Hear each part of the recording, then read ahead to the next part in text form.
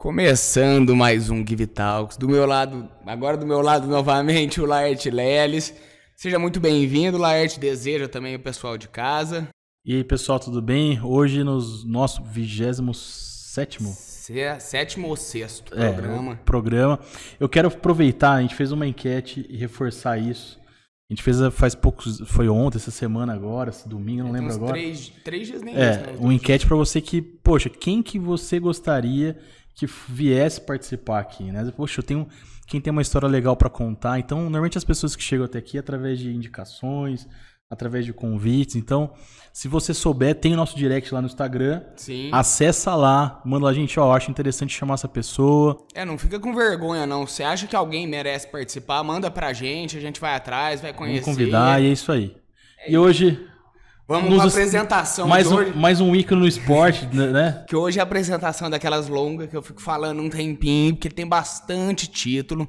O convidado de hoje é o Alexandre Dias, ele é sanjoanense, é um tenista que passou pela carreira de jogador, mas foi treinador também, professor da modalidade, passou muito tempo nos Estados Unidos, onde meio que construiu sua carreira lá, chegou a ser o segundo colocado, segundo a Associação Americana de Tênis, em homem, na categoria masculina, acima de 35 anos.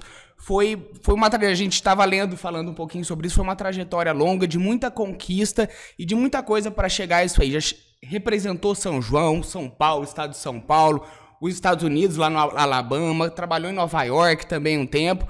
De brinde é formado em engenharia mecânica, que eu vi lá, uma curiosidadezinha. Tá trazendo também uma nova modalidade aí que envolve, eu não sei como é que fala isso, mas que envolve raquete pro Brasil, uma popular nos Estados Unidos. Bom, vamos pra conversa, que hoje tem bastante coisa. Alexandre Dias, seja muito bem-vindo e muito obrigado pela presença. Não, obrigado a vocês, agradeço, Laerte, pelo telefone, pelo Dudu, e para mim é um prazer compartilhar uma vida longa, como você está vendo, eu sou velho e continuo sendo. Então, posso começar, então? A vida, o papai, veio tudo do meu pai. Meu pai, em São João não existia só uma quadra de tênis, né? Era ali na escola de comércio. E aí resolveu uma turma, meu pai voltou a jogar, ele jogava bola, machucou o joelho, vamos jogar tênis, e fizeram 2 quadras na esportiva. Com a ajuda dos amigos, né? Porque as coisas eram difíceis, até a iluminação, foi um cara de São Paulo que doou, então é tudo feito pela comunidade. E foi aí que eu comecei. Comecei a jogar com 9 anos, por causa do meu pai, e a esportiva ajudou muito a criar tentar trazer uns técnicos, mas no começo os amigos começaram a jogar. Mas no começo de tudo, a gente ia procurar, eu lembro da história, meu pai era um cara muito legal, um cara ímpar, e ele levava a gente num Fusca, 5 crianças, de segunda-feira, tomar aula com o João Soares em Campinas. Então, a história toda começou aí. E esse grupo foi crescendo, chegamos a trazer técnico para a esportiva, para ajudar, né? Porque você ir para Campinas toda segunda-feira não era muito legal. Conseguimos trazer alguns professores, um era o Romeu de Poços de Caldas, que eu acredito que ele ainda está vivo, e depois o Zé de Paula, um grande amigo nosso, que infelizmente faleceu não faz há muito tempo, e era um grande jogador em São Paulo. E essa foi a trajetória nossa, o tênis foi crescendo muito na esportiva, muito patrocínio, nada de patrocínio, e foi assim que a história começou. Eu na época, jogava muito torneio, ia para Campinas, ia para Jundiaí, e a história realmente de eu ter saído daqui aconteceu muito engraçado, né? Eu estudava no Instituto de Educação, eu tinha uma professora de inglês, que é a dona Mariana, e ela chegou um dia na escola, na aula, ela falou assim: amanhã é o último dia para quem quiser fazer um intercâmbio. E ela tocava um intercâmbio aqui em São João, né, para levar para os Estados Unidos. E então, enquanto ela falava e as pessoas falavam, eu virei para um amigo meu, ele olhou para mim, era o Júlio Camargo, não sei se vocês conhecem, ele foi professor na FAI aí com um tempo, agora não sei, acho que ele, não sei se ele voltou para cá ou não. Ele olhou para mim e falou assim, vamos? Eu falei, vamos. Amanhã tem que decidir, né? Aí saímos da escola, descemos no Instituto de Educação, fomos lá no fórum onde que o pai dele trabalhava e o pai dele concordou. Eu sabia que meus pais acho que iam ser um pouco mais flexíveis, né? E foi assim que começou. Eu fui para os Estados Unidos, uma troca de estudantes, e eu lembro que um dos meus companheiros de tênis, Sérgio Corsi de Almeida, não sei se vocês conhecem, foi um grande jogador. Eu e ele chegamos a representar São João da Boa Vista, fomos campeões do nível B na época, né? E ele chegou para mim e falou assim, que é isso, rapaz, você não vai aguentar, você é filhinho de mamãe, você vive na saia da tua mãe. E isso foi uma frase que eu adoro, Sérgio, que me ajudou, acredite ou não. Eu realmente era um filhinho de mamãe e fui para os Estados Unidos. Fomos num avião de 166 brasileiros, tá tudo uma festa, né? Aí, no avião, eu fui aprender que speak slowly, please. Não sabia nada de inglês. E chegamos em Dallas, esse avião todo mundo desceu, né? E cada um teve um lugar, foi mandado para um lugar. Eu, junto com outro brasileiro que eu não conheci lá, só 2 foram para a Flórida, Pensacola, né? Bom, aí já começou o nervo, né? Eu não conhecia o cara sentou de outro lado. E quando eu desci em Pensacola, os pais que me acolheram chegaram, se apresentaram. Bom, eu queria morrer, né? Eu queria chegar em casa, eu queria que eles me levassem para lá e eu queria dormir e acordar em São João da Boa Vista. Então, foi uma experiência que não tem preço. Então, foi assim que começou. Eu, lá em Pensacola, na minha escola, eu fui jogar tênis, é claro, fui o número 1 da escola e ganhamos o regional. Eu fui para o estadual, que na época, até eu me lembro que os tempos passando, né? Nesse torneio estava um dos representantes da Taça Davis americana, futuro, né? Que era o Wayne Willenborg. E eu acabei chegando nas quartas de final. Então já comecei a jogar torneios. E uma diferença muito grande dos Estados Unidos para o Brasil é o suporte que eles dão para o esporte. Eu tinha um treino todos os dias depois da escola. A escola acabava 2h30, e iam para as quadras e até às 6 horas nós estávamos lá treinando. Tudo parte da escola para tirar a criança da rua. Então eram todos os esportes. O esporte estava na escola e coisas que o Brasil deveria começar a fazer, né? Mas nessa troca de torneios, esses torneios que eu cheguei a jogar, eu fiquei conhecido, né? Então eu acabei ficando 6 meses. Chegou a ficar meio que famoso na escola, pelo menos ali. Devia ser, eu tava dando uma estudada nele. Mas bastante matéria de jornal, até falando no começo de algumas, falando do seu inglês, que ainda não era dos melhores, mas que o tênis compensava tudo isso. Eu queria ter, a primeira pergunta que eu te faço é relacionada a isso. Como é que é tão jovem ali ter esse tipo já de fama, de reconhecimento ali por parte até de uma mídia regional? Como é que é isso como é que foi isso na sua cabeça, né, nessa época? Naquela época eu não prestava muita atenção, né? Mas realmente eles são muito interessados, eles querem saber e querem te ajudar. Isso eu percebi depois, quando eu voltei para lá. O reconhecimento de quem você é muito maior do que aqui. Aqui existem dois ditados que eu não gosto muito. Um é o Gerson, né? Levar vantagem em tudo. E outra é o santo de casa não faz milagre. Isso aí nós sentimos na pele. Um pouco daqui para frente, acho que eu vou conversar e falar sobre isso. Mas realmente você tem razão. A ajuda lá é tremenda, o apoio não tem o que falar, né? O dinheiro lá É assim, a escola municipal, ela recebe da prefeitura 25% de todo o IPTU pago na cidade. Como se diz, não é uma escola, né? Seriam todas as escolas recebem essa verba que é lei e vai direto para a escola. Para educação, né? Para a educação, né? E não, esse dinheiro hoje não dá mais lá nos Estados Unidos. Então o governo estadual acaba de contribuir com o resto, né? Mas, continuando, quando eu vim embora, eu fiz o terceiro colegial aqui, acabei indo para São Paulo para fazer cursinho, fiz o objetivo e joguei pelo Paulistano, representei o Paulistano na época. E aí, gozado que antes de terminar o ano, nas férias americanas, um dos filhos da família que virou meus pais, né? Eram meus pais americanos, meus irmãos, né? Ele trouxe uma bolsa de estudo para mim da escola que eu ganhei dos caras lá. O cara me trouxe a papelada para me assinar, já para mim ir embora. Contratação. Então foi uma contratação, né? E eu acabei assinando e fui. Eu passei lá uns 2 anos. Foi a sua segunda ida para Flórida? Foi a minha segunda ida para Flórida. Tá. Isso.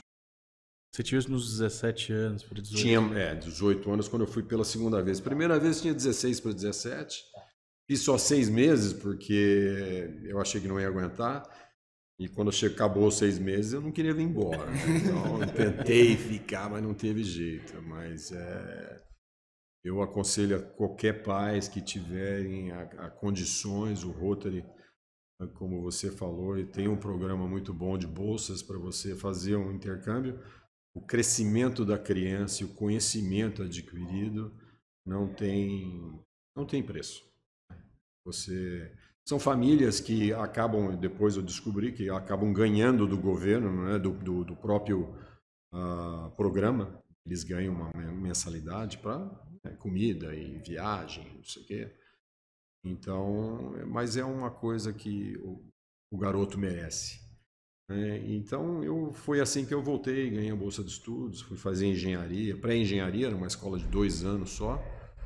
E aí é muito engraçada a história também, porque a próxima engenharia, eu teria que fazer uma pré-engenharia, né? Eu fiz uma pré-engenharia.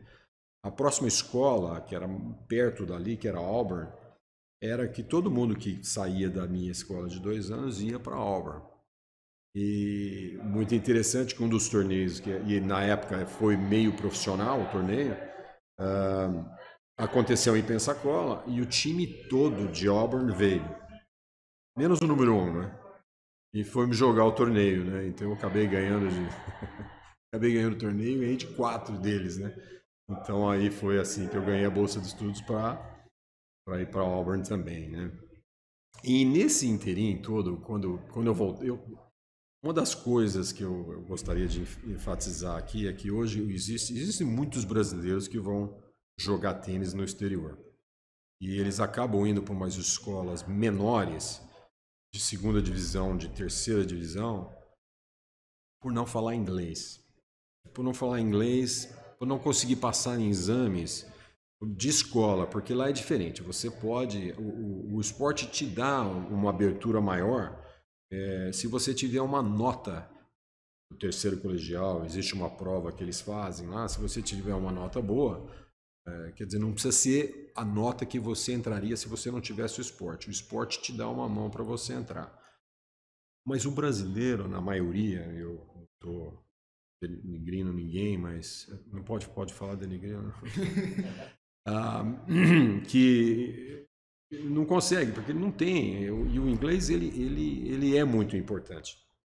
Eu acho que uma das coisas que falta, que tem muitos programas aqui no Brasil, de levar a criança lá para fora.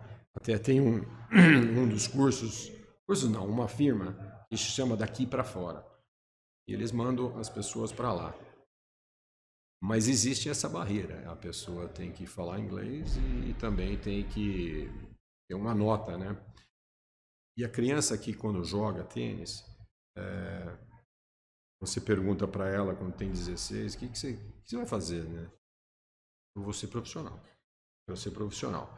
Isso, para mim, é uma coisa... Não é a minha filosofia. Eu, quando ajudei a esportiva uma época, porque depois de me formado, eu voltei para cá e tive uma oferta para trabalhar na Alcoa, em São Paulo, no centro empresarial, mas meu pai tinha uma fazenda de café aqui na Prata, pequena, não é uma fazenda grande, mas a minha irmã morava em São Paulo, então ele falou, pô, como é que faz? Quem vai tomar conta? E infelizmente ou felizmente, o café deu muito dinheiro aquele ano. Então eu acabei escolhendo para vir trabalhar com meu pai. Uma das razões, isso é um dos pontos que eu gostaria de fazer, é o seguinte, o americano, ele é muito diferente. A sociedade americana, onde eu trabalho agora, que eu toco um clube, são pessoas que têm dinheiro.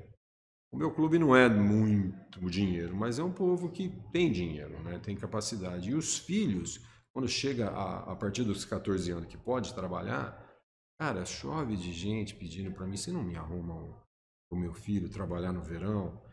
Não precisa pagar nada. Quer dizer, tem que pagar alguma coisa, mas... Então eu sempre arrumava para os outros clubes, porque eu não podia contratar ninguém que era sócio, né? Isso é uma coisa que faltou muito para mim. Eu senti que se eu tivesse trabalhado como criança, qualquer coisa, pô, catar bola de tênis, que na minha época era uma vergonha, tiver que entregar pão, entregar jornal, sabe essas coisas? O americano faz. Ele é rico, ele não precisa disso. Mas os pais orientam e levam, você tem que trabalhar. Meio que para implementar uma filosofia, né? Um negócio... É um aprendizado, né? Que você ganha antes de se formar numa faculdade como eu formei e nunca trabalhei. De repente eu estou com um diploma de engenharia mecânica e nunca trabalhei para ninguém. Então eu vinha para o Brasil, né? Vinha para o Brasil, jogava tênis, jogava alguns torneios, representava São João da Boa Vista em jogos regionais, jogos abertos. E, aliás, eu estou muito por fora do que está acontecendo com o esporte no Brasil. A minha experiência de chegar e ir lá na esportiva é deprimente. Mas, enfim, aqui não falei nada. Né? Realmente é uma coisa que eu falo, pô, piorou. Né?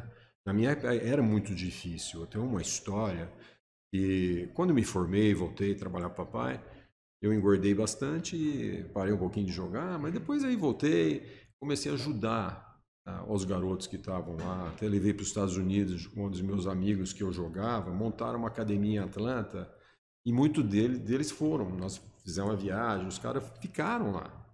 Aprenderam inglês, moraram com meus amigos e fizeram high school. Quer dizer, o inglês já estava ali. Tem uma história de um garoto aqui de São João que foi, o pai dele muito amigo meu. Antes dele ir, ele falou para o técnico dele, então eu vou para os Estados Unidos. E a resposta não foi muito boa. Não foi uma de incentivo. Muito pelo contrário. Pô, você vai acabar com o teu jogo, você vai acabar com a tua vida, sabe? Esse garoto ficou em Atlanta, conseguiu uma bolsa de estudos para FSU, Florida State University. O cara foi amado na escola, foi um ídolo na escola e se formou e acabou indo para a África do Sul. Encontrou a mulher e casou, teve 2 filhos. Uma história muito triste porque ele faleceu ano passado. Então, mas esse é o que a pessoa ganha em sair daqui e os Estados Unidos é muito engraçado, né? A gente fala que eles são muito nacionalistas, que eles são muito só eles. Nós também somos, né? O Brasil primeiro, depois eu vou cuidar de alguém. Mas nos Estados Unidos você ganha uma bolsa de estudos para jogar para uma escola. Por que eles vão dar para um brasileiro? E não. Eles não estão nem aí. A maioria, eu vou te falar, vou te dar um chute, talvez eu esteja errado, 85% dos tenistas em escolas, principalmente de segunda e terceira, de terceira divisão, são estrangeiros, cara. Eu acho que tem alguns esportes que eles veem um sentido na coisa. Hoje em dia eu mesmo conheço uns 3, 4 meninos que foram jogar futebol nos Estados Unidos por bolsa. Então, receberam uma bolsa, um convite. Então, se você pensar, é um dinheiro que não é nosso, né? O dinheiro é deles. Mas aí vem a hipocrisia também, né? Que eles querem ganhar, né? Eles querem o melhor. Então, acontece muito disso. Mas aqui, então, passamos aqui... O incentivo aqui é muito difícil, né? Eu voltei, estou aí, todo mundo me conhece, sabe quem sou. Conheci em São João de tênis mais do que eu não tenho. Passei por tudo. Meu pai, na época que a esportiva tinha 2 quadras, ele fez as outras 3. Meu pai era engenheiro químico, também nunca trabalhou com química, veio tomar conta da fazenda que foi herança dele, né? Mas ele aprendeu a fazer quadra e ele fazia as quadras de graça. Tinha uma grande ajuda vou citar nome, porque ele é um grande amigo nosso, sem falar em política, o Alencar, vocês conhecem, da prefeitura. Ele sabia onde tinha a saibro, que a gente podia pegar sem ninguém ver, né? Levar lá para a esportiva e fazer. Fizemos 3 quadras, né? Hoje a esportiva se encontra com 5 quadras. Aquilo lá lá é uma coisa maravilhosa, né? A esportiva tem um potencial incrível para ter tudo quanto é esse tipo de esportes, mas precisa, né, fazer funcionar. Apesar que o Covid também deu uma atrapalhada boa, né? Então, se Deus quiser, eu estou aí para ajudar, né? Eu ainda falo que a minha experiência eu gostaria de passar para muitas pessoas. Gostaria de me envolver um pouco mais, mas também na filantropia, né? Uma coisa de que eu não quero trabalhar, né? Eu já... Mas eu voltei até, nem falei, mas eu dei uma meia parada de lá. Meu duro de voltar para os Estados Unidos, quando nós voltamos para lá, eu vim trabalhar com meu pai aqui, né? As coisas não foram bem. O café deu uma guinada. Nós tínhamos investido muito dinheiro, compramos uma fazenda em Minas e tivemos que vender. Isso foi quando eu voltei quando da você faculdade, voltou, seu pai te convidou para tocar a fazenda. Para tocar a fazenda. Quantos anos você tinha nessa época? Eu tinha 24 na época. Era novo. 24 anos. Eu demorei um pouquinho para me formar. Porque na época de escola, eu era o único cara que ia viajar, eu pegava uma sacola de livro para estudar, né, no caminho, né? A gente tinha uns 2, 3 dias de perder de aula e eu tinha que estudar, né? E os outros não, né? Os caras que estavam lá não estudavam coisa nenhuma. Mas isso mudou muito. O americano, tem uns putos americanos lá que os caras são os melhores do tênis.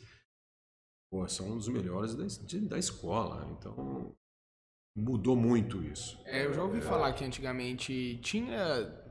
É meio que a maneira deles, o que ensinar, né? Lá é mais selecionado, você não aprende tanta coisa igual a gente consome aqui. É de se pensar, né? O quanto isso pode ser maçante também. Não que lá tava, porque também não era. Meu irmão foi... O Brasil tá mudando agora. Tem uns, recente. Tem uns 8 anos e ele falou que, sei lá, algumas coisas, os americanos, umas coisas muito básicas mesmo, assim, relacionadas à geografia, umas coisas assim, certo. Eles não sabiam, mas eu acho que é meio que por uma questão da onde direciona, né? Eles realmente, em geografia... Mas é que lá eles selecionam, pelo que eu sei, selecionam que área que você quer buscar. Então, desde, sei lá, ensino médio, sei lá, você tipo, vai focar naquela área. Você vai focar. O Brasil mudou, acho que é uma lei até bem recente. Eu falo porque eu conversei tem uma tia que é da área de educação. E no Brasil parece que agora vai ter umas matérias básicas. Tipo, sei lá, português, inglês, algumas são obrigatórias. E aí a criança vai poder, isso na escola pública, vai poder, tipo, escolher e tal, seguir. E a criança vai ficar, outra coisa que, pra você ver como é que tá mudando, ó. Vai ficar o dia inteiro também. Então vai ter atividades, provavelmente esporte. Então. Deve entrar. Eu acho que o esporte deu uma diminuidinha aqui, né? Apesar o futebol domina muito, o basquete tem bastante, o vôlei também, mas o resto Tá na febre agora é o tal do beach tênis aí. Então, você sabe, eu vou falar uma verdade aqui. Polêmica! Tem uns amigos que começaram a jogar beach tênis nos Estados Unidos. Fui jogar, apaixonei. Apaixonei pelo seguinte, falei, pô, isso aqui, O brasileiro vai adorar, pô. O brasileiro adora uma areia. Quem que não gosta da praia, pô? Então, eu trouxe para cá, eu acabei fazendo uma vaquinha com os amigos aqui, comprar maquete, comprar rede. Mas eu ficava aqui, sei lá, muito pouco tempo. Então, eu acabei montando, experimentando na grama e tal, jogamos, o povo gostou. Aí, depois, no fim, eu fui embora e aí virou isso aqui. Virou Então, uma a febre. uma coisa incrível. E é um esporte muito legal, né? Mas eu acho que, é que nem eu falo, o santo de casa não faz milagre, né?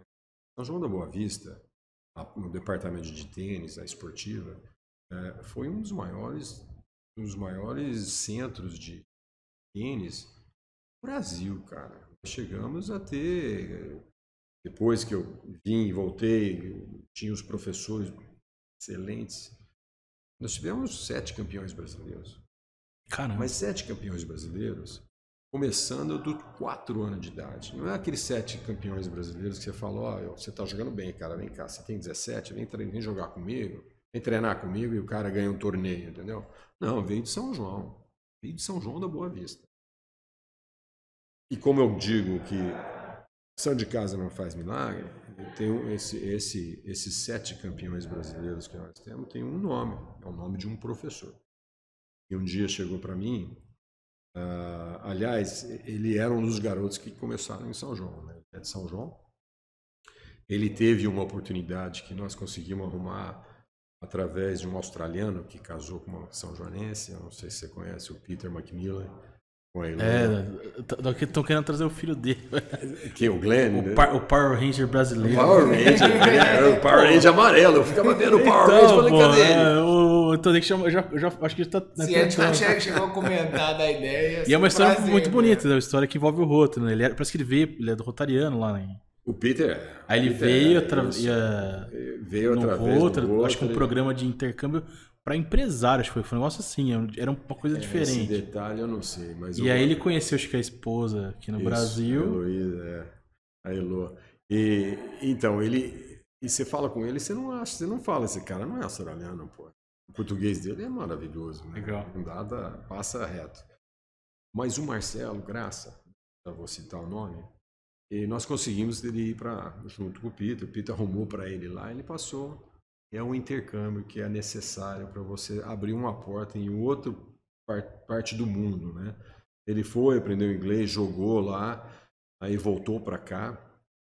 E eu tinha arrumado para ele na Flórida uma bolsa de estudos e trouxe a papelada para ele assinar, né? E ele não aparecia.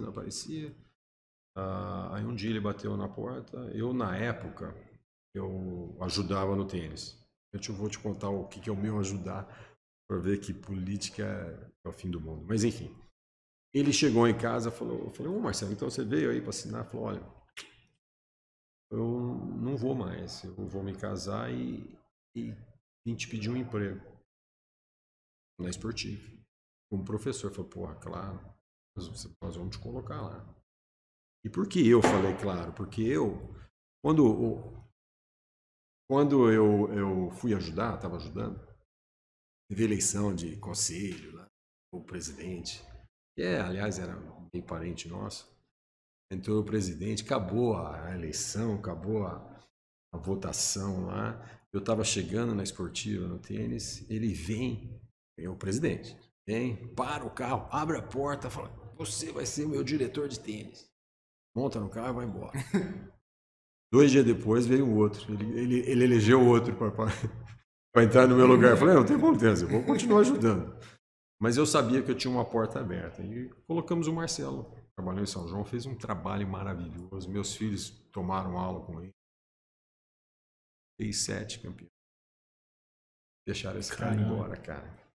Uma história muito legal.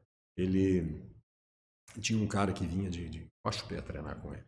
Treinava acho que 2 vezes por semana. Aí tem o Banana Ball. Você já ouviu falar do Banana Ball?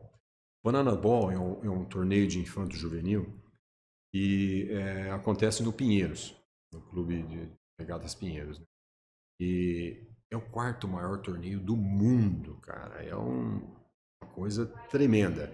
Então tem 12 anos, 14, 16 e 18, masculino e feminino.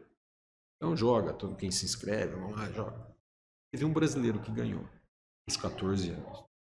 Era aluno do Marcelo. Caramba. Aluno do Marcelo Graça. Fala pra mim, um brasileiro ganha. Quem toca esse torneio é a Confederação Brasileira de Tênis. A Federação Paulista de Tênis estava lá, a Confederação estava lá. Não tiveram a capacidade de chegar. Quem que é o teu professor? Deixa eu conhecer esse cara. Então esse é o Brasil que a gente conhece. Vou mais fundo. Meu pai, que foi diretor de tênis, ele fazia tudo para o tênis. E um cara que ficou com nome. E tinha os caras que... Irineu Aversa, por exemplo. Não sei se você lembra do Irineu Aversa. Não sei se é um do São João. Eu cheguei a ler bastante no livro de referência. E tem as placas lá na Desportiva. Tem Irineu Aversa. O Irineu Aversa Júnior é o Chupim. Não sei se você já ouviu falar do Chupim. Um grande jogador também. Acho que deu muito tempo no Mantiqueira. Deu aula no Mantiqueira. Sim. Foi vice-campeão sul-americana de duplas. Ele com 14 anos, ele ganhava do Matar, que foi número 1 do Brasil. Então, ele matava o Matar. Aí parou de jogar, foi jogar bola, e no fim ele tentou voltar, jogou um pouquinho de profissional e depois acabou indo dar aula, né?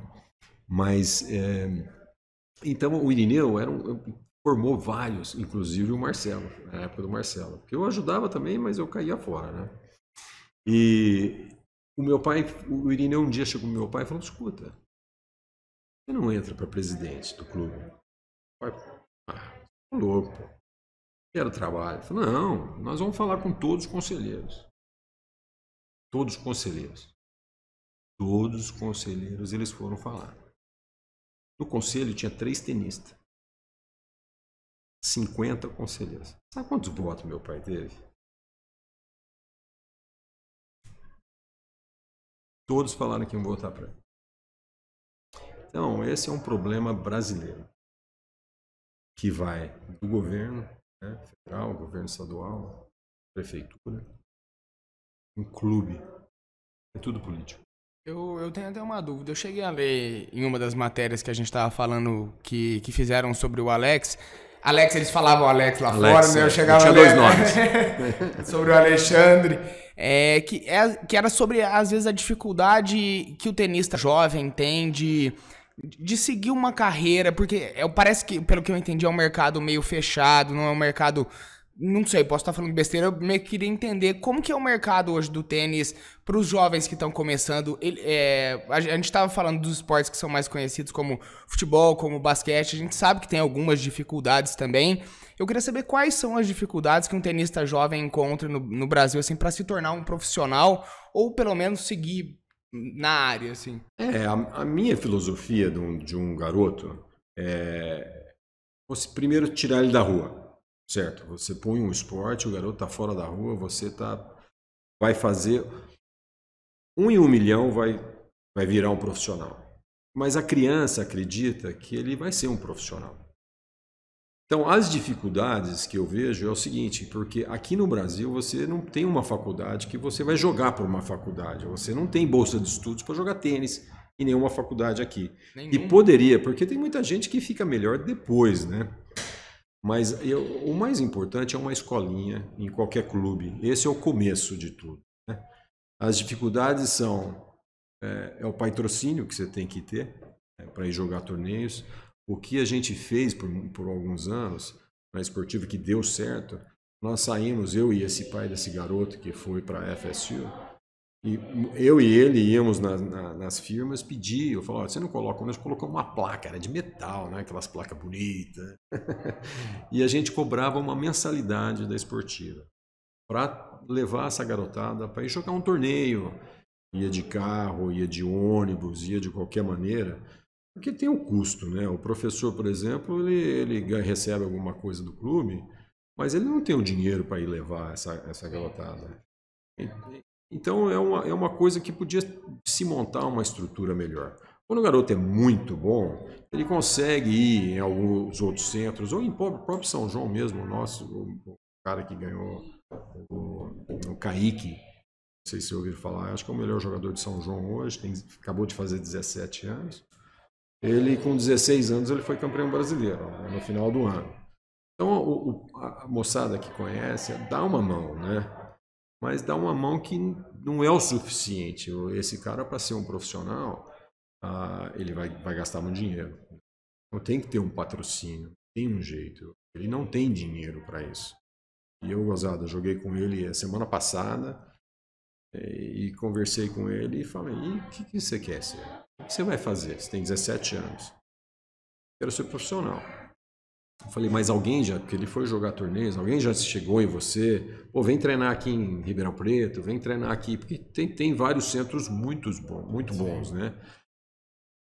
Ele falou que quase foi para São Carlos, parece que o Adriano, que está tocando uma coisa muito legal, falou para ele, mas parece que não deu certo. E no fim é dinheiro. O cara que tem um treinamento desse quer. Mas se ele é o melhor, geralmente as academias dão uma bolsa, dão uma ajuda, né? Mas aí eu perguntei para ele, e teu inglês? Estou começando um cursinho de inglês. Então é um passo. Mas a estrutura nossa, essas são as dificuldades. Acho que para qualquer esporte, um pouco do dinheiro você vai precisar. Mas tem muita coisa que não precisa de dinheiro. Para você treinar sax, você não precisa de dinheiro. Você vai lá, você pega um balde de bola velha que o professor vai te ajudar, e você vai sacar. Você vai fazer o teu preparo físico. Então, existe uma gana, e o brasileiro também, acho que falta um pouco. A gente fala, pô, o Guga foi excelente, né, pro tênis. Teve aquela onda e tal. O brasileiro tem muito churrasco, tem muito... O brasileiro, essa é a minha descrição, é um povo feliz, vamos falar o que é. É um povo feliz, ele se contenta com pouco. Você vê o tamanho da Argentina comparado com o Brasil. A Argentina tem mais de 20 jogadores entre os 100 do mundo. Pô, quer dizer, e você fala, mas como? Ele é um pouco diferente. Eu vou falar a minha experiência, né? A experiência que eu tive com argentinos, porque eu contrato profissionais para dar aula para mim, né? E passaram vários argentinos. Eles são egoístas, os que vieram para trabalhar para mim. Eu tive um só que não era. Experiências próprias. Egoístas, pessoas esforçadas, lutadoras. Os caras, parece que é o fim do mundo. Ele vai conseguir, sabe? É aquilo que ele quer, ele tem uma meta. E o próprio americano tem alguns que são assim também. Eu lembro de uma história, um cara que eu fui jogar um torneio com ele, né? Ficamos juntos e tal.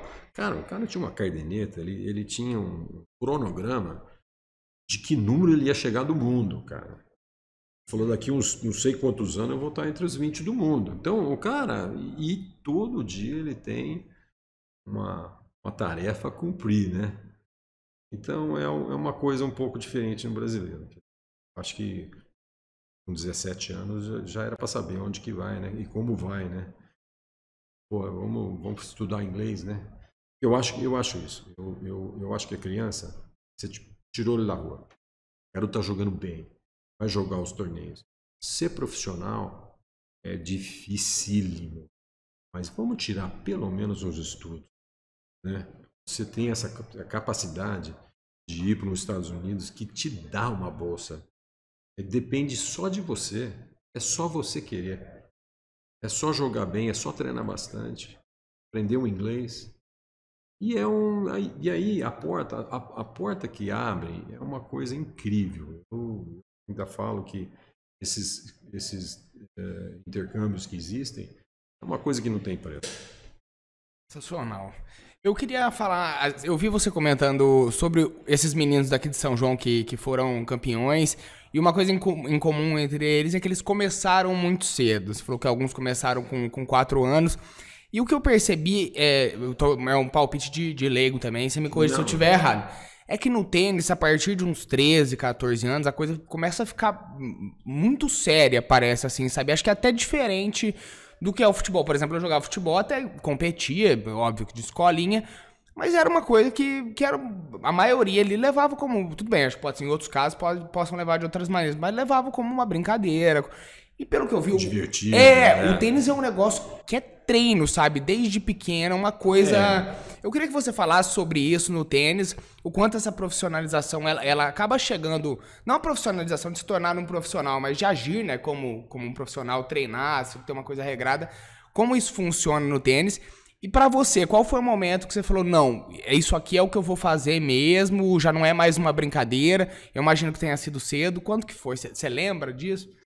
Então, o tênis tem isso, né? Você chega uma hora, 13, 14 anos, se você quer ser profissional, você tem que dedicar. Não existe mais aquele que o talento vai te levar lá. O talento não leva mais, não. Se você não tiver um algo mais, e você não pode ter defeitos. Tipo assim, eu tenho uma direita enorme, mas minha esquerda não presta. Isso não existe mais no tênis, isso. Chegou a tal nível que, para mim, não... para muita gente, é um esporte que exige mais de um atleta. Então, e o que aconteceu? Os técnicos querem fazer profissionais.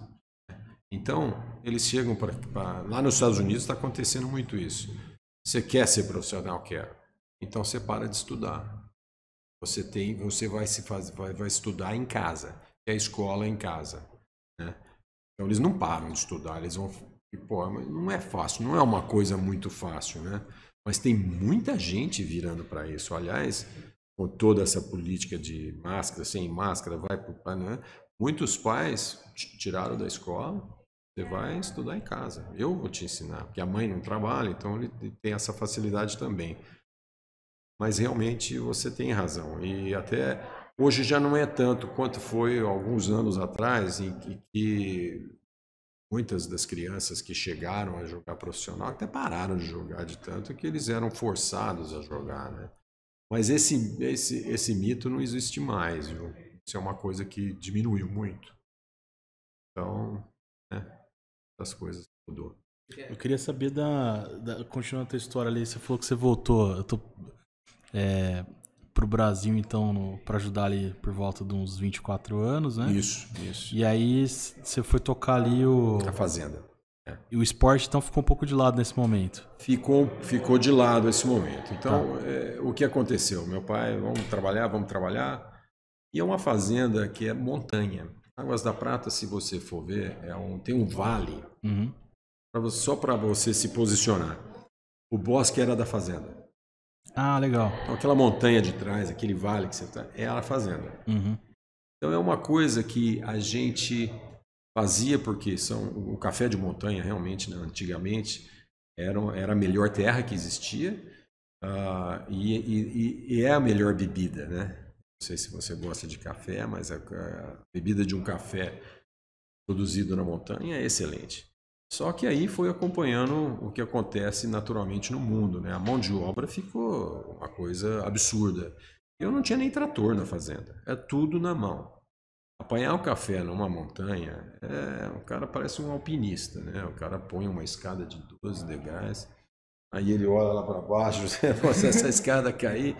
Então, essas coisas foram atrapalhando, né? Vou dizer, né? A gente não conseguiu acompanhar. Aí nós fizemos um investimento, né? E pegamos dinheiro no banco, compramos uma fazenda, guardamos 1.000 sacas de café na época, pegamos dinheiro do Banco do Brasil para investimento. E o Brasil era assim, né? Pegamos 2,9 ao mês. Para investimento, você pensa em 5 anos. Concorda? Só que você tinha que renovar a cada 3 meses. Então, de 2,9 foi para 5, de 5 foi para 7, de 7 foi para 8, de 8 foi para... Bom, nesse inteirinho o café foi de $300 para $35 o saco. Então não tinha mais pega. Tinha 1.000 sacas de café, eu tinha uma fazenda em Minas, eu estava investindo, ia plantar café finalmente com um trator. Bom, quebramos. Então, qual a solução? Vendemos Minas, vendemos um apartamento, vendemos as 1.000 sacas. Meu pai foi assinando essas duplicatas no Banco do Brasil. A última que ele assinou eram 2 contratos, 11% e 13% ao mês. Aí, 3 meses depois, o gerente chama, Ô, seu Vitor, vamos lá. Sentamos na mesa. E meu pai é aqueles caras que é o fio da barba, a palavra dele vale mais, né? Ele falou, hoje agora tá 23% ao mês. Nossa. Aí eu segurei meu pai e falei, não vai assinar. Assina, acabou. Não assinamos, fomos embora. Rapaz, o Banco do Brasil foi uma mãe pra gente. Ele ficou vencido 5 anos. Eles todo ano iam ver quanto que a gente estava colhendo, o que tinha de café, mas correndo a 11, 13, enquanto a inflação estava 20, 17 ao mês. Então chegou de 5 anos depois, o gerente chamou e falou, olha, nós sabemos que você tem 850 sacas na Tulha, nós vamos te dar 20% de desconto, você pode quitar a tua dívida. Eu falei, e a gente vai continuar, podemos pegar dinheiro? Não, você vai, não tem problema. E pagamos a conta, só que teve um probleminha, né? Nunca mais ele prestou dinheiro pra gente. Toda vez que eu ia lá, pegava o CPF do meu pai, tem que você tá devendo esse tanto aqui, você pagando isso aqui, a gente te empresta dinheiro. Então foi assim que... Aí, eu não sei se você acompanhou aqui, em São João da Boa Vista, a gente era cooperado, né, de café. A cooperativa quebrou, né? Só que nessa quebrada eram 3, era eu, meu pai e meu tio, nós que tocávamos, mas nós pegamos dinheiro, ou nós assinamos porque eram 3 cooperados. Então, o banco entrou na justiça com essas 3 dívidas e mais um adubo do ano, porque o adubo é caro pra caramba, pagamos, fomos lá na cooperativa, pagamos, mas ele falou, depois eu te dou a duplicata que está no banco. Aí estourou, nunca deram duplicata pra gente, pagamos. O Banco do Brasil pegou as duplicatas e entrou contra a gente também. Então, além de já tá duro a coisa, aí eu fiquei 9 anos trabalhando com meu pai para ajeitar tudo isso, deixar tudo redondo. O que ajudou muito a gente, nós montamos uma torrefação lá na fazenda. Começamos a vender em casa. Não sei se quando você vai para Prata, assim, tem uma lojinha de café na esquina, não tem? Logo depois da pontinha, como nós que montamos. Nós colocamos, era um sapé, tinha um telhadinho bem original. Então a gente vendia café assim. Mas aí a coisa foi piorando. Eu cheguei ao pai, eu vou dar aula de tênis. Aí comecei a dar aula de tênis, dava aula esportiva e dava aula em Pinhal. E assim que acertamos com meu pai, a minha mulher falou assim, vamos embora. Achei que meu pai tá mais, eu vou embora, vou ver se eu consigo, família que vai me ajudar no começo. Aí eu fui fazer uma entrevista em Nova York. Eu já era formado, mas aí que tá. Eram 5 profissões que eu sempre gostei de ensinar. Eu ia ser engenheiro mecânico, ou ia tocar fazenda, dar aula de inglês, dar aula de matemática e, por último, era dar aula de tênis. Todo jogador não quer dar aula de tênis. Mas eu sempre gostei também de ensinar. A hora que eu comecei a dar aula de tênis, me apaixonei, né? Porque eu gostava muito de mecânica, entendia muito não só do tênis, mas como a mecânica do tênis, né? Como segurar a raquete, como que vai a batida. Então acabei indo para lá para fazer uma entrevista em Nova York, na época do Aberto dos Estados Unidos, e tinha esse grupo de Irineu, na época foi uma das ideias dele, que ele queria fazer uma entrevista, ele acabou não indo, aí passaram alguns anos, eu peguei essa ideia dele, peguei o endereço com ele da firma, e eles me chamaram para fazer uma entrevista. O cara era muito grande, só que ele colocava profissionais em resorts, Hyatt, todos os resorts de muita grana, eles que colocavam pro. Então ele queria me colocar na América Central, eu falei, não. Aí eu fiquei por lá, a família me ajudou a começar com papelada, e eu fiquei em Nova York. Eu tinha um grande amigo de São João da Boa Vista que estava indo lá. Eu fiquei na casa, acabei ficando na casa dele. Esse cara, eu devo muito a ele, porque senão eu já teria vindo embora, né? Fiquei um mês com ele lá, ele me mostrou todos os clubes que tinha em volta. eu comecei a jogar alguns torneios que abriram, aí o povo começou a me chamar para dar aula em clubes, e foi assim que começou. Eu fui 7 vezes campeão anual, eu fui 7 vezes o número 1 do estado. Caramba. Do estado de Nova York. E aí também joguei o Nacional. Eu fui craque na grama, jogo na grama. Tinha um jogo muito... Aliás, eu vou voltar a fita um pouquinho. Por favor. O meu jogo melhorou muito quando eu troquei de raquete. Eu jogava com uma raquete pequena e peguei uma raquete que era extremamente grande. E, cara, eu era um jogador médio. Eu jogava de 5, 4 no time. Eu troquei de raquete em 2 semanas. 2 semanas. Eu ganhei um dos maiores torneios de simples, que era o Banana Ball. O Banana Ball não, o Sugar Ball. É. O Sugar Ball. Que era em New Orleans. Pô, cara, ganhei do número 6 dos Estados Unidos de colégio. Número 6, o cara era o 6º melhor do... Então eu ganhei de várias pessoas. Esse aqui é o ranqueadas. torneio que eu cheguei a ler que você ganhou um torneio que jogava as 10 maiores faculdades do Sudoeste. Isso acho que foi antes, porque era da Flórida, se eu não me engano. Então, teve o SEC, que são 9 escolas, eram 9 escolas na época, agora são mais. Nós ganhamos o SEC na escola, quando eu estava jogando por Isso Auburn. mais no mar, entendi. E isso foi durante. Foi quando eu troquei de raquete, eu era meu último ano de eligibility, de jogar para o time, né? Eu não tinha acabado a faculdade ainda. Mas eu ganhei um torneio que eu não era para ter ganho. Né? Então meu jogo melhorou muito. E foi o que você perguntou, quando que eu vi que eu poderia ser profissional, foi aí que falei, agora eu acho que eu consigo. E eu jogava muito bem dupla. Porque eu voleava, eu sacava e voleava. Eu jogava só na rede, né? A grama, eu sou muito leigo, mas é um jogo mais rápido. É um jogo mais rápido. E a grama antiga, porque agora tem uma grama que eles... Sintético, sei lá. Eles colocaram uma grama mais firme, então o jogo ficou meio de fundo. Antigamente era saque e voleio. Era um saque, acabou o ponto. Saque, o outro você devolvia, matava o ponto. Não tinha jogo. Então, para melhorar televisão, né, que dá o dinheiro, eles mudaram a grama. Então o Agassi, que jogava no fundo, ganhou. O Wimbledon.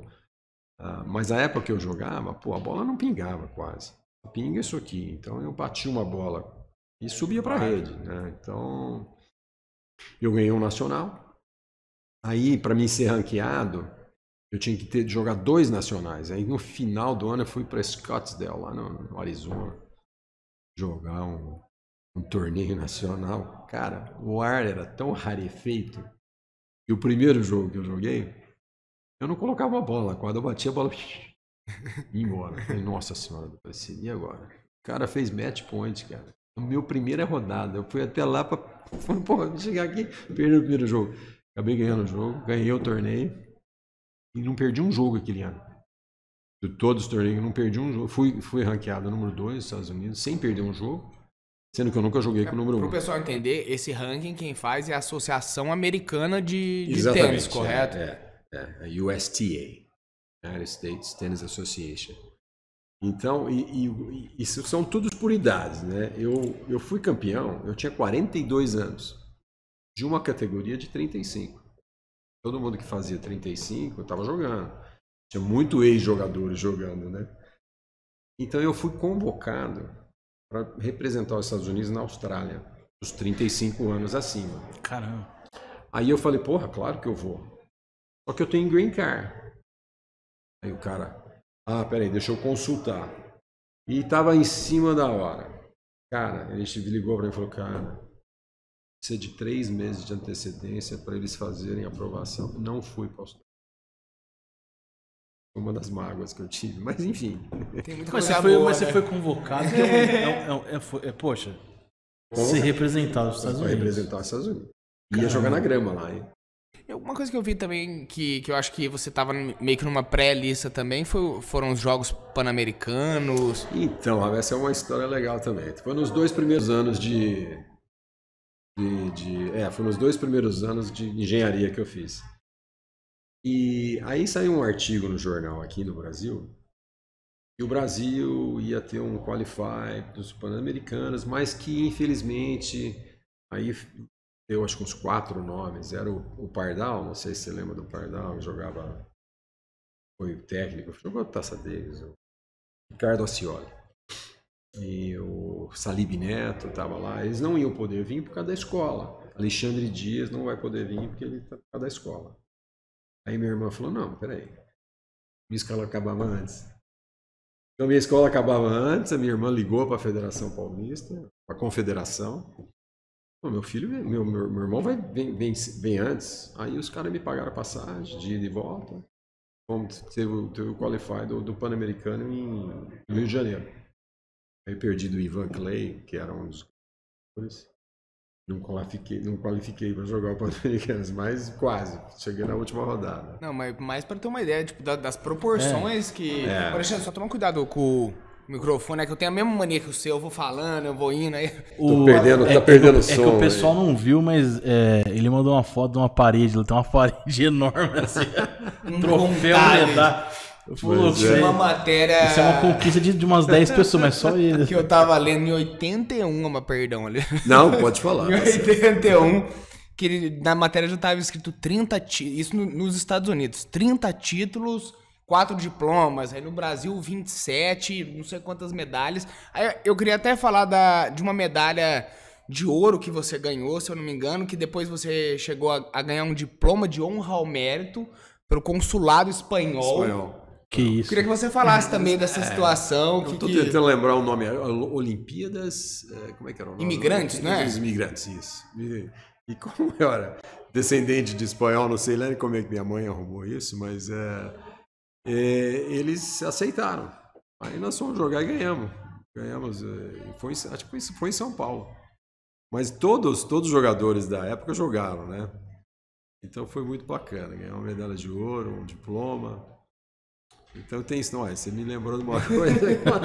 Essa medalha eu preciso ver se está lá, não achei, não. Eu fui limpar tudo, mas como eu falei, são muitas memórias, né? Me perguntam para mim qual é o melhor troféu que você tem aqui. Realmente foi o Sugar Bowl.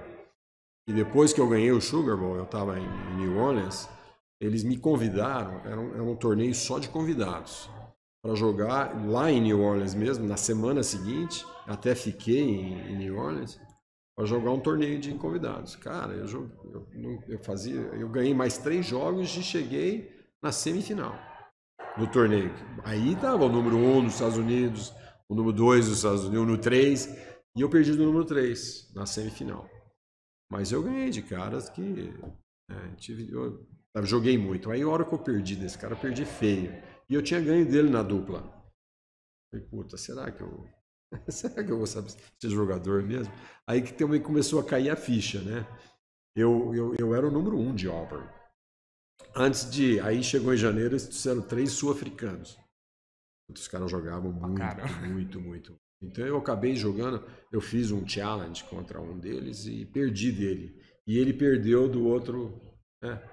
Então eu acabei sendo o número 3. Mas nunca joguei com o número 1.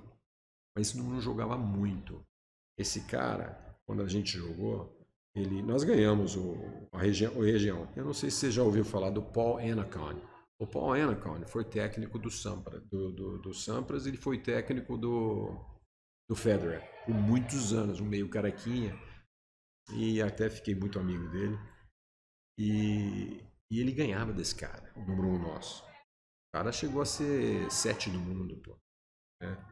Então, aí, esse número 1 nosso, eu nunca joguei com ele, até que a hora que nós nos formamos, ganhei o torneio de número 1 de dupla regional e fui convocado para jogar o nacional. Meu parceiro era o primeiro ano dele, eu era o último ano. Ele virou para mim e falou assim, eu vou jogar profissional na Espanha. Aí, puta, cara, perdemos uma oportunidade de ser talvez o número 1 dos Estados Unidos de dupla daquele ano. Fomos para a Espanha. Joguei 2 vezes contra o número 1, não perdi nenhum. Ganhei 2 vezes, eu ganhei do número 1 da escola. Então são umas coisas que é interessante. Esse cara, Olha como é que são as coisas, né? Eu acabei sendo, no último ano, o apaziguador de tudo, né? Nós tínhamos um alemão que era quase 2 metros de altura, um alemão mesmo, né? Você já dá para imaginar o tipo que o cara era.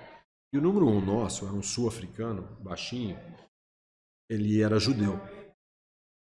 Cara, deu um pau numa viagem. Se não fosse eu, os dois iam se matar, né?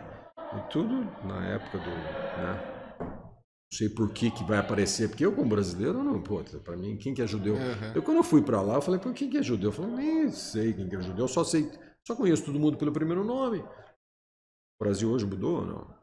Tudo pro segundo nome? É tudo primeiro nome, né? Se o cara é espanhol, se o cara é... Não, o Brasil, nossa, mas tem mais... não tem uma mistura muito grande. Uma mistura muito grande.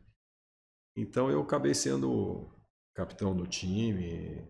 Tem até uma história que nós fomos jogar, a gente estava viajando para ir na escola jogar contra o Tennessee. E dentro da van, a gente conversando, né? A gente sabia quem que era o 1, esse Paul Anaconda. Então o número 1 nosso dava conta. O número 2 era um cara que sacava e voleava que nem eu. E o número 3, cara, é um cara que corria pra caramba, devolvia tudo e passava pra caramba, né? Falei, puta, eu vou jogar com esse cara, né? Então, eu vou jogando com esse cara. De repente eu virei pro meu parceiro de dupla, era o número 2. E falei, escuta, nossa, cara, vou jogar com esse cara. E ele falou, puta, eu também vou jogar com um cara que saca e voleia, eu não quero jogar. Falei, pô, vamos trocar. Vamos trocar. Rapaz, não é que deu certo. Trocamos, enfiamos 7-2 nos caras. E os caras tinham ganho da Georgia, e a gente tinha perdido da Georgia. E os caras ganharam da Georgia, nós fomos lá e enfiamos 7-2. Ficamos todos, os 3 times empatados em primeiro lugar. Fomos pro final de ano, que é o torneio, que é assim. O número 1 tem uma chave de todos os números 1. O número 2, todos os números 2, e eu na chave de 3, eu acabei perdendo na final, de um cara que eu tinha ganho durante a temporada. Mas a dupla de 1, nós fomos campeões, ganhamos de uns caras que, esse torneio que não fomos, os caras ganharam o Nacional. Nós tínhamos acabado de ganhar deles.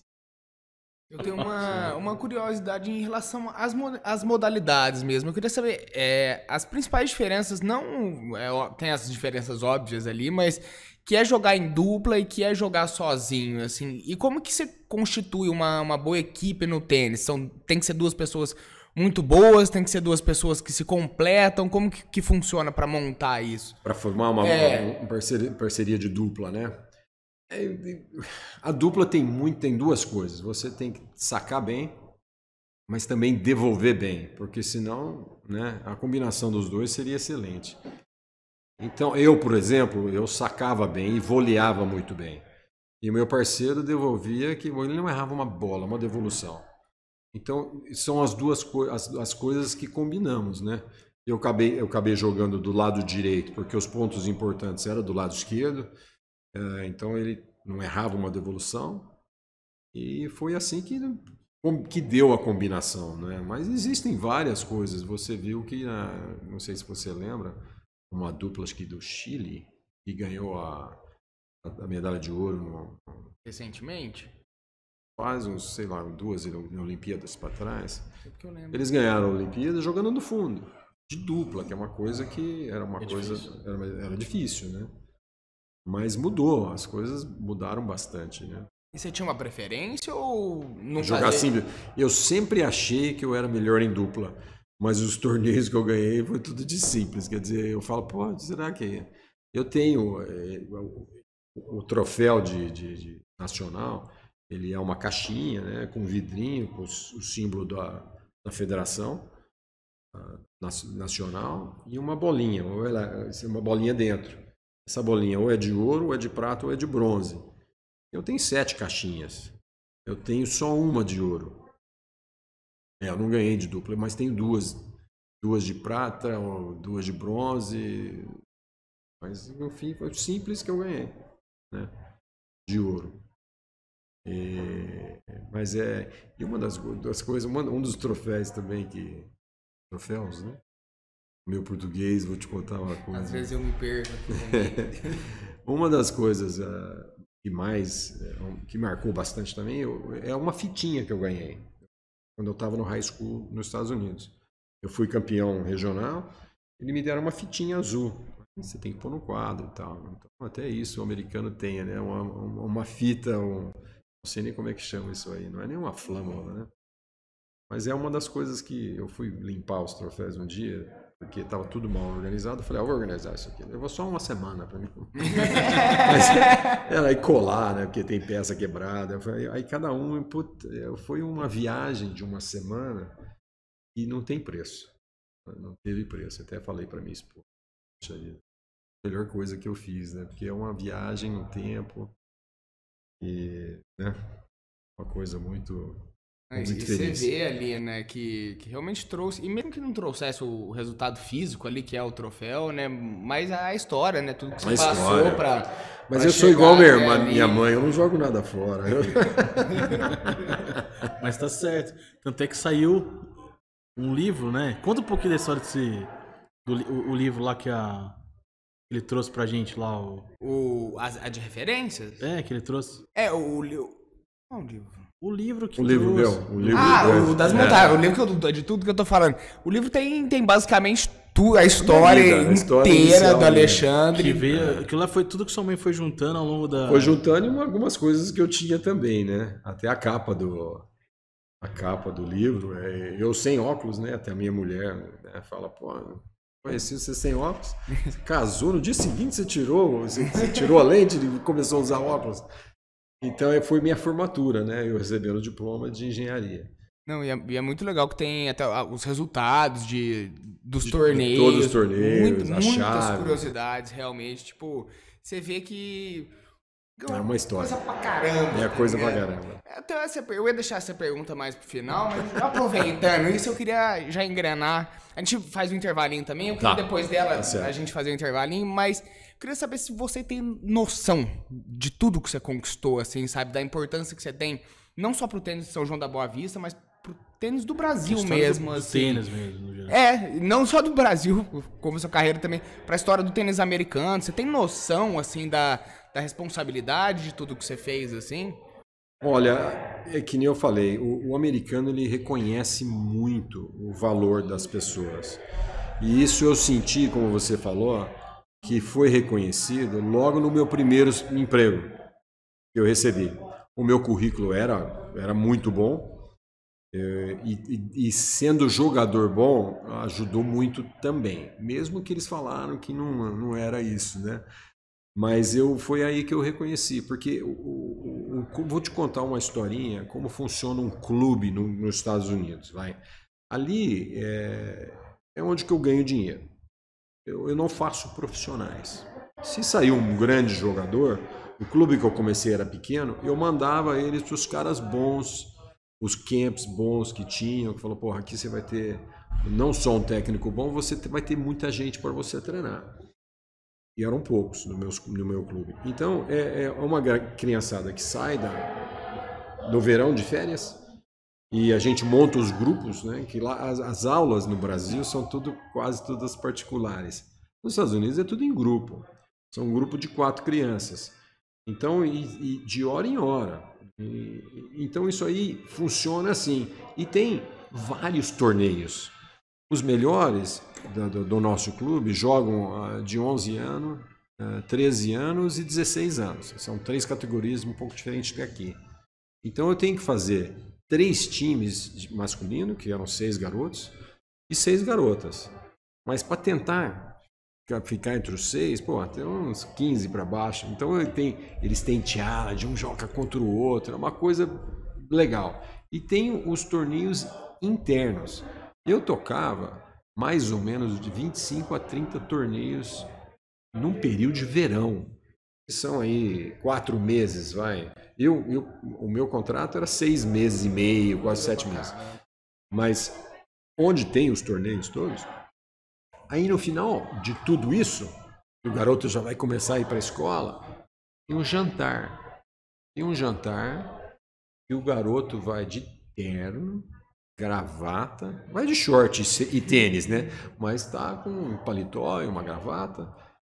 E aí eu como técnico, eu tenho que dar prêmio não só para quem ganhou, mas o melhor do ano, o mais incentivador, o Sportsmanship Award. Então, tem 2 especiais lá, que é o garoto que fica lá o dia inteiro lá, pô, como é que é isso? Rapaz, é uma coisa maravilhosa. Vão os pais, vão as crianças, tem um DJ depois. Então a apresentação dessa criançada, eles vêm, pegam o troféu, né? A única coisa que é ruim é que você tem os troféus de participantes, né? Todo mundo ganha um troféu, né? É bom, mas é ruim. Nos Estados Unidos agora eles estão começando a achar ruim, né? Pô, um troféu de participante. Mas, pô, você incentiva a criança. Nossa, lá como troféu de participante. Então... Mas é uma coisa bonita. E eu falo em reconhecimento pelo seguinte, porque aí o diretor de tênis vem, fala de mim, excelente trabalho que eu fiz, quem que eu sou, me dá um troféu, reconhece o teu trabalho que você fez durante o ano. Uma coisa que aqui chegou a ter 1 ou 2 jantares aqui, mas não tem. Eles meio que entendem que é uma relação de troca, assim. Eu acho que é uma coisa que, das vezes que eu percebi que eu fui também pra lá, que tem muito disso, sabe? Tem um respeito, eu acho, pela troca também. Eles sabiam tudo, o trabalho que você estava fazendo, tanto que você se dedicou nesses eventos todos. E a sua carreira também, que já era, que vinha atrás disso, né? Então, eu acho que esse reconhecimento, assim, sabe? E é essencial, né? Assim, falta muito aqui e é essencial. E gozado, que eu chegou depois do primeiro ano, eu falei, pô, eu nasci para isso. Mas não é o brasileiro que é assim. O brasileiro, ele tem um jogo de cintura que é uma coisa ímpar, né? Você dá um jeito em tudo. E quando é um americano, não tem muito, né? Não tem muito jogo de cintura.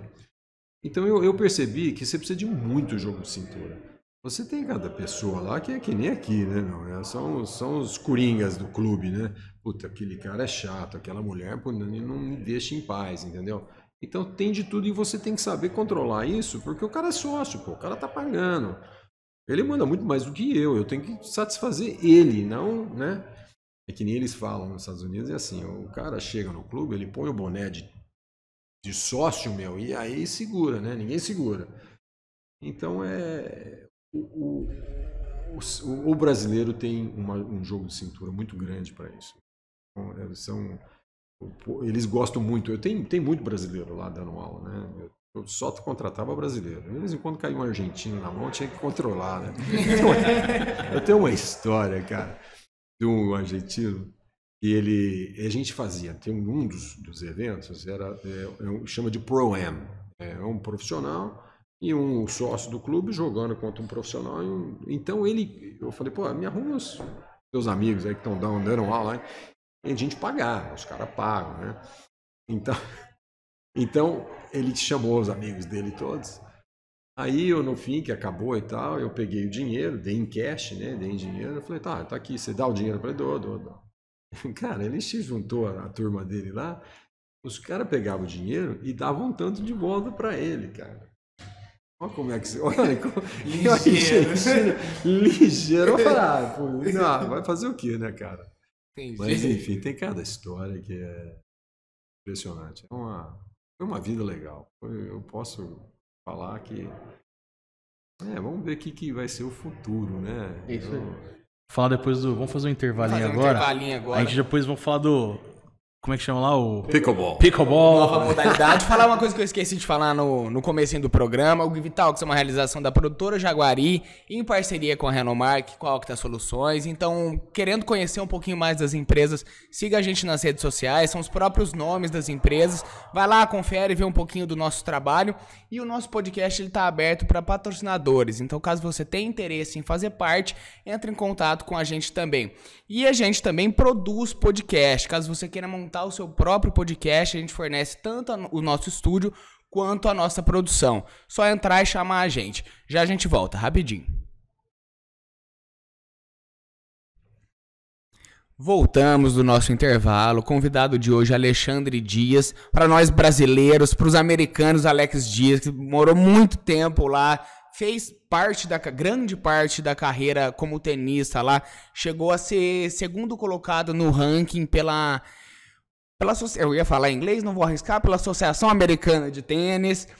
Foi uma história muito longa até chegar a todas essas conquistas que a gente falou hoje. Vamos entrando na parte final da nossa conversa, comentar os tópicos que ficaram aí para trás. Para falar agora, eu queria já trazer essa novidade, até porque foi uma coisa que, pelo visto, você viu lá nos Estados Unidos também, essa nova modalidade aí relacionada a algo parecido com o tênis. Fala pra gente o nome disso, o que é isso e como é que surgiu não, né? Mas como que funcionava lá fora e como é que é trazer isso pra cá também? Ele chama pickleball. Pickleball. O pickle é o picles, né? Tem um CK aí. O pickleball, se você der vai no YouTube, você vê as regras, você vê os caras jogando. É uma coisa que surgiu já há alguns anos e... Pode até pegar... Essa é raquete. Raquete. É uma bolinha furada, que engraçado. É uma bolinha furada de plástico e é uma raquetinha que parece uma... Pesa nada, parece ping-pong. Tênis de mesa. Mais ou menos quase o mesmo peso de umas de tênis de mesa, parece. Nossa, mas é leve, super leve. E você bate forte, a bola não vai muito longe. Mas isso daqui é na mesma quadra de tênis? Não, nada a ver. O quê? Isso aqui, esse jogo é jogado em quadra rápida. Seria um cimento, uma quadra de basquete. E dimensão? Dimensão, ela numa quadra de tênis cabe 4. Acho que é 6,10 de largura. Pode jogar com 4 de cada lado. 4 de cada lado. É dupla. É um saque só saque por baixo. Tem algumas regras um pouco diferentes, meio chatas. Jogam vantagem que nem o vôlei era, né? O vôlei mudou agora. Parece que agora todo ponto conta. Mas esse joguinho você tem que ter vantagem. Quer dizer, você tem que estar sacando para ganhar o ponto. Se você está recebendo e você ganha o ponto, você ganha os saques, mas não ganha um ponto.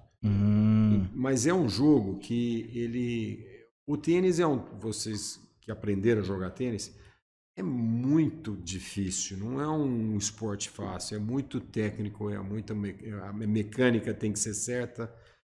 O beach tênis, por exemplo, você está na areia, numa praia e quem que não gosta de estar na praia? Mas é um esporte, o beach tênis, ele é muito mais popular do que o tênis. Mas ele também, você tem que saber volear, os pontos são muito curtos. Esse pickleball, você consegue trocar bem mais bola num espaço menor e qualquer criança pega essa raquete, a tua mulher que nunca fez nada, vai lá, bate uma bolinha. É uma coisa que é de impressionar. É o esporte de raquete que mais cresce nos Estados Unidos. E eu vou te dar um exemplo até engraçado. Quando eu vou, minha filha mora é um dos problemas de você morar, levar a tua família embora para um outro país, né? Porque eu fui para os Estados Unidos para ganhar dinheiro e voltar para cá. Minha mulher foi para mudar para ficar lá, né? Mas enfim, no fim a gente sabia que o coração estava aqui em São João. Mas minha filha mora e trabalha em West Palm Beach, que é na Flórida. E a gente, quando vai lá, a gente dá uma volta de bicicleta nos parques. Tem uns parques lá que são maravilhosos, né? É tudo público. E você só pega um permit, acho que você paga $150 para o ano inteiro, e a Flórida faz sol o ano inteiro. E lá existem 12 quadras de tênis. A gente passa de bicicleta lá, aí acho que passou, aí nunca reparamos muito, né? Chegamos lá, pegaram 2 quadras, fizeram 6 quadrinhas de pickleball. Com 2 quadras de tênis? Com 2 quadras de tênis, 6 quadrinhas dessa. Aí... Outra manhã nós vamos lá e falamos, vamos dar uma olhada. Tinha 2 pessoas jogando simples de tênis. E tinham 44 pessoas jogando, que são 4 vezes 6, são 24, mais 20 pessoas esperando. Na grade, senta em volta e fica esperando. Acaba um jogo, o cara senta, entra outro. Pegou fogo de tal maneira. Aliás, eu estava falando do Albers para você, que está no Harmonia hoje, o Jaime Onsins veio, e o Jaime acho que foi lá no Harmonia, e o Jaime Onsins, não sei se já ouviram falar, o Jaime Onsins foi número 1 do Brasil por muito tempo, chegou a 32 no mundo, ganhou do Van Lendl, tem uma história tremenda. Ele mora na Flórida. Ele parece que é a 50 acima. Posso estar falando verdade, mentira aqui, hein? O Jaime que não se ofenda. Mas acho que ele tem 50 a mais. Ele é o número 1, acho que dos Estados Unidos, de 50 acima, de pickleball. De pickleball.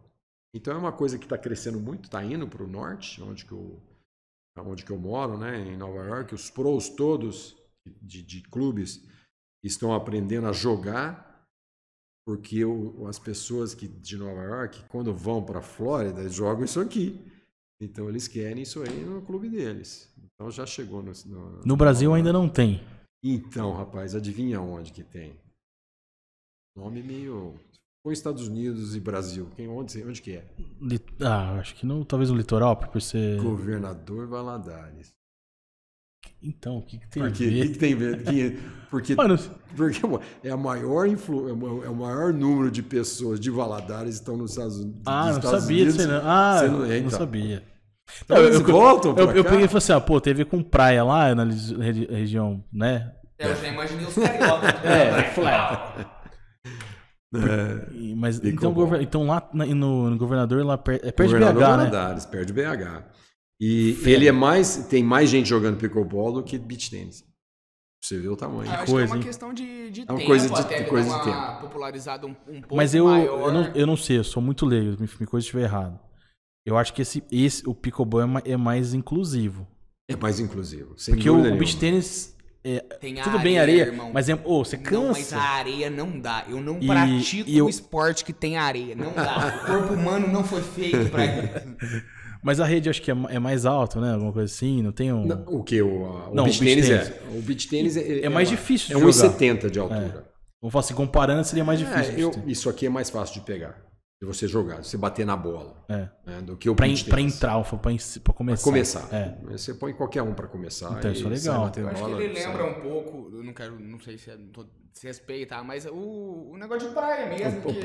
Exatamente. Como é que chama isso aí? Nossa, nos Estados Unidos. Frescobol. Frescobol, qualquer um joga na praia. E você vê, famílias levam pra praia, então acho que é uma questão de tempo. Uma questão de tempo. A bolinha e a raquete serem substituídas e o espaço que você joga, você pode fazer numa garagem. Você tem uma garagem cimentada lá. Levei isso aqui na Esportiva um dia. Até agora eu tenho uma rede, chegou agora dos Estados Unidos, e 4 raquetes e um monte de bolinha. Eu levei uma fita de pintor, pedi para a diretora, a Calide me deu a mão, os horários que pode, porque lá o horário na Esportiva tem muita gente ali, né? E fizemos as linhas e fomos brincar. Eu fiquei de árbitro ali para ensinar como é que joga, mas também não sei jogar, vai. Eu jogo, mas já assisto, sei de algumas regras, tem umas regrinhas chatas. Mas é muito legal, cara. Muito legal. E pra comprar raquete, a bolinha, são mesma loja que você compraria uma raquete normal ou são coisas? Futuramente, sim. Mas hoje acho que é só Valadares que você vai achar. Só lá. Né? Eles até fizeram uma raquetinha dessa aqui, que é pra emprestar. Porque eu mesmo fiquei com curiosidade de madeira, fizeram de madeira e tal. Mas eu tenho um colega em Campinas que ele traz raquete de beach tênis direto pra cá. O Marcelo Campos, que trabalhou comigo nos Estados Unidos também, ele já falou, isso aqui eu consigo, facinho. China, Tailândia. E a ideia sua é trazer isso fortalecer, trazer essa ideia do pickleball. Eu gostaria de começar, ou talvez a Esportiva, né? Se achar um espaço, tem uma quadra de basquete lá, externa, talvez a gente faça que daria certo ali. Daria certo, né? Mas aí tem que fazer rede, tem que arrumar essas raquetes. Mas eu acho não. É que o pessoal não conhece. Uma hora que conhecer isso aqui... eu acho que ele é mais amplo, sabe? A chance de ter mais alunos, mais gente interessada, eu acho que com ele é maior. Porque o tênis, eu com 20, 26 já hoje, nós falamos, nossa... Vou começar a fazer tênis agora. E você vê um negócio desse, isso posso aqui, usar pra eu estar fazendo um exercício. Sem dúvida. E cansa, viu? Dá pra cansar. Nossa. Isso aí cansa. Mas eu fiquei impressionado com como é leve, né? É leve demais. Parece uma raquete de... E essa bolinha, acho que ela acaba sendo leve. Acho que ela pula. Isso aqui deve ser muito fácil de fazer. É muito fácil. E tem uma bolinha diferente. É lógico que... Não, muito fácil, não tô A falando nível que eu vou amador, jogar bem, amador, né? Isso aqui parece que são 40 furos. Uhum. Tem uma, essa aqui é para fora, que é um furo maior e tal, porque eu passo o vento. E para jogar em quadra coberta, ela bola é um pouquinho mais, não tão dura, até um pouquinho mais macia, e com furos menores. Porque não tem tanto vento, não tem... então os caras já inventaram até essa, né? Caramba. Mas Isso aqui nasceu nos Estados Unidos ou não? Nada a ver. eu acho que nasceu nos Estados Unidos. Tá. Posso estar enganado. Eu sei que o paddle, é o padel. Padel não sei se você já ouviu falar, o padel é um jogo argentino, tá na Espanha agora, está pegando fogo também. São uns vidros fechados, você joga. Esse foi, acho que nasceu, na Europa. O paddle americano, que é um jogo que os caras inventaram para jogar para fora, quando tá menos, sei lá quantos graus, na neve, eles inventaram um jogo também que é tela de galinha. E a bola dura pra caramba, pula pra caramba. É um jogo emocionante. Eu comecei a dar aula disso aí também. Que é meio que... Tudo bem que todos os esportes são meio que assim, mas tipo, que é pancada pra caramba, assim, tipo, na hora do bate e volta, assim, é tipo cacetada pra caramba. Qual é esse aqui? Não, acho que que eu já cheguei a ver uns vídeos, não sei. O padel, sim. Padel. O padel argentino você bate forte, sai.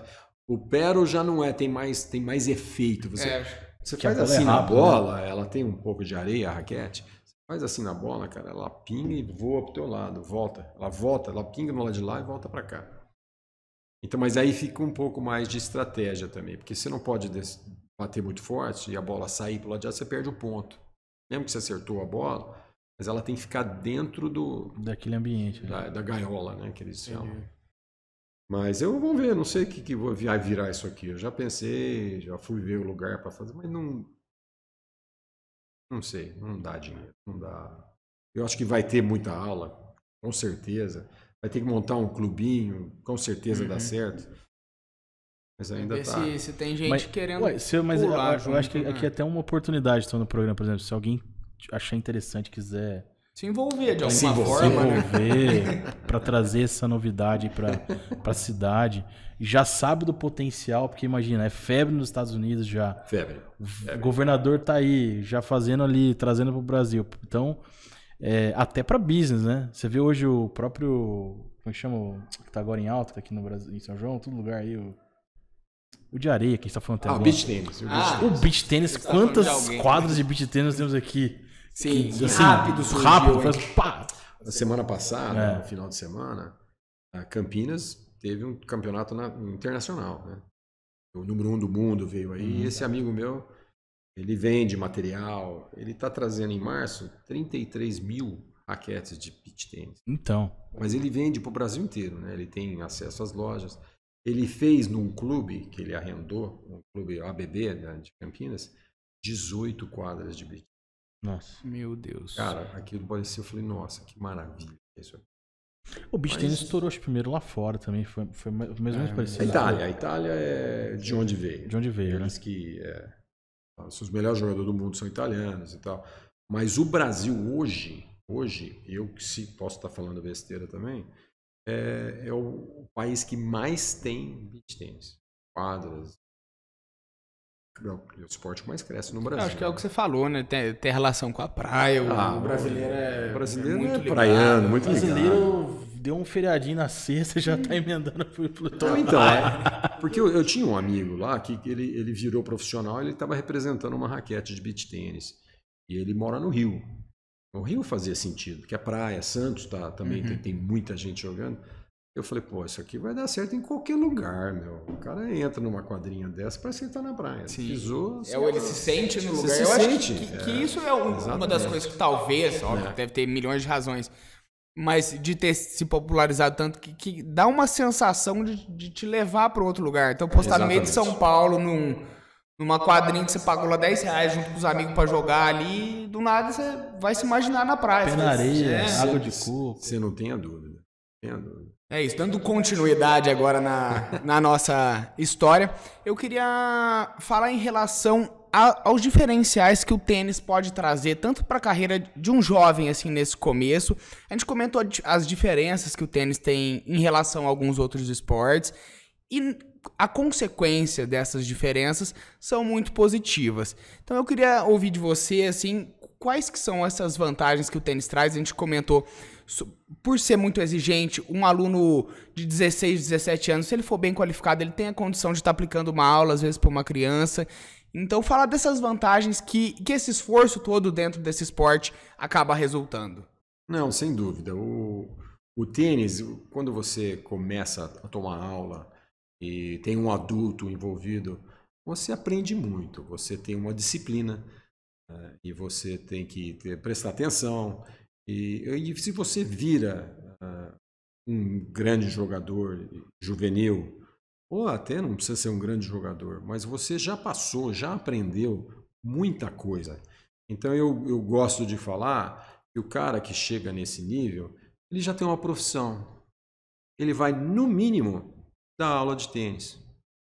E isso aconteceu em São João da Boa Vista, na Sociedade Esportiva São Joanense. Colegas de infância, eu vou mencionar o Ney Rodrigues, que hoje dá aula no Mantiqueira, o Adalto, que para mim é uma das maiores histórias que teve. O Adalto, muito esforçado na época, não jogava muito bem tênis, mas ele era um cara super esforçado. O tio dele morava dentro da esportiva, era o seu Pedro, e começou a jogar tênis com a gente. Ele, um belo dia, batendo bola com o médico que estava aqui em São João, falou: vou te levar para São Paulo. Foi embora para São Paulo, toca uma academia em Sumaré, e até hoje, desde que ele saiu de São João da Boa Vista, ele toca o tênis eu acho que é o Hospital das Clínicas, que eu quero falar, eles têm um clube lá, sei lá, e ele é o professor, ele tem um time, participa. Então, são histórias tremendas. Tem aí o Marcelo Graça, que veio da época do Irineu. O Irineu fez muita gente, né? Inclusive o filho dele, que jogou na minha época e era um pouco mais novo que eu, o Chupim, foi um grande jogador e virou professor, né? Hoje ele está, acho que na Vargem Grande. E tem o Albers, pô. O Albers, para mim, ele é um garoto que passou meio apertado aqui em São João, né? Teve seus problemas e jogou, foi embora para São Paulo, virou professor, passou a tocar começou acho que no Helvetia, fez o time lá de treinamento, foi para o Espéria, formou um time de tênis que foi número 1 juvenil do Brasil, e hoje ele toca o melhor clube para mim, melhor clube que dá dinheiro, que é o Harmonia. Pô. Se você fala em Harmonia em São Paulo, pô, é um dos maiores clubes do Brasil, né? Então hoje ele toca o Harmonia. Então é um cara que, nossa, veio de São João da Boa Vista, ele adora isso aqui, trouxe, como eu acho que eu te falei antes, né? Ele trouxe uma coisa para mim que me chocou, porque eu recebi isso logo que a primeira vez que fui para os Estados Unidos, eu fui jogar na escola. Toda escola americana tem todos os esportes que você pode participar. Além de ter educação física, que você é obrigado a ter, né, que parte do currículo, você pode fazer parte do time da escola e treinar na escola. Uhum. O Albers trouxe para São João da Boa Vista, acho que com a ajuda da FAI, né, fazendo os professores da FAI, ensinando eles a como dar aula, levar o tênis para a escola de São João da Boa Vista, conseguiu através da prefeitura. São redinhas pequenas, bolas macias para crianças menores, raquetinha pequena. O adequado, né? E teve dificuldade de arrumar material, porque acaba, perde bola, não sei o quê. Então, é uma coisa sofrida, uma coisa de ideal. Não é uma pessoa que foi, pô, tô ganhando 5 conto para fazer isso. Não, fazendo de coração, adora São João da Boa Vista. Quem sabe um dia ele volta para cá, né? Aí também tem os casados. O Frederico na época, que estava jogando, um talento incrível, ganhou brasileiro, participou da Gerdau, que é a América Latina. Ele foi para os Estados Unidos, morou com nossos amigos lá em Atlanta, fez a escola lá também, mas no fim ele acabou voltando, queria jogar profissional. E tem os 2 irmãos que ficaram aqui, o Gabriel e o Filipinho. Os 3 são professores, cara. Então a criança começa e o mínimo que você tem, você já é um professor. Né? Aí você cresce, você né, faz seus cursos e tal, você já tem uma profissão. Então o valor dessas crianças é incrível. Eu sei que o Adriano veio na época ele treinava com o Chupim, ele também hoje é professor. Tem vários professores aqui que eu não fiquei muito tempo fora, não sei de onde eles vieram, mas alguns vieram também da esportiva. E continuam aí, né, tentando sua vida e ganhando seu dinheiro, né? Uma coisa muito importante. E, bom, enfim, eu acho que a minha vida tenística, graças ao meu pai, que foi um grande incentivador, meu pai, minha mãe, né, meus pais, um grande incentivador, ele carregou muito tempo o juvenil da esportiva, né? Junto com outros, o Irineu, o Tinhão, são todas pessoas que adoravam aquilo ali, né? Então minha vida até me formar, graças aos meus pais, e até hoje, graças à minha esposa, minha mulher, ela que me carregou até aqui. Então, imagino que não deve ter sido fácil, ainda mais morando fora do país, ser em busca de um sonho, sabe? Tipo, faz uma diferença que às vezes é a razão mesmo, às vezes que você tá precisando ali no momento, sabe? Tipo, ou pelo menos o centralizador das coisas. E é importante falar assim e ter como motivação mesmo essas pessoas que ajudaram, né, não, sem dúvida. Na sua caminhada. Sem dúvida. E espero que a gente possa ajudar mais. Eu acho que a estrutura total, né? Desde de você ter uma escolinha, começar com crianças de 4 anos de idade, que hoje em dia é muito comum. Eu lá no meu clube, é um clube pequeno também. São 5 quadras. Eu tenho 200 crianças, né? Eu tenho 6 times de mulheres. Eu tenho 2 times de homens. Então, é muito motivado. Então, tem aquele... E muita aula em grupo aqui, não tem. É raro você ver um professor dando uma aula. Apesar que tem o treinamento da molecada, aí já são mais crianças junto, né? Mas eu espero poder contribuir. Eu acho que, como eu falei, o tênis, você tira a criança da rua. Era a nossa filosofia, minha, do Marcelo, quando o Marcelo estava tocando, eu estava tentando ajudar. Um dos problemas são os pais ajudam, mas não deveriam estar ajudando tanto, né? Lidar com o pai é um problema, porque eu lembro de uma situação muito típica que aconteceu. O garoto Marcelo reprimiu ele, né? E não tinham muitos, que estavam jogando naquele nível de campeão brasileiro, eram 2 que estavam ali naquele nível, trocando bola. E ele reprimiu um cara, porque não estava com vontade e tal. Bom, no dia seguinte, o Marcelo me falou, você não vem aqui, não? Os pais vêm vindo aí, né? Então sentou eu, o Marcelo e os 2 pais. Cara, eu sou assim.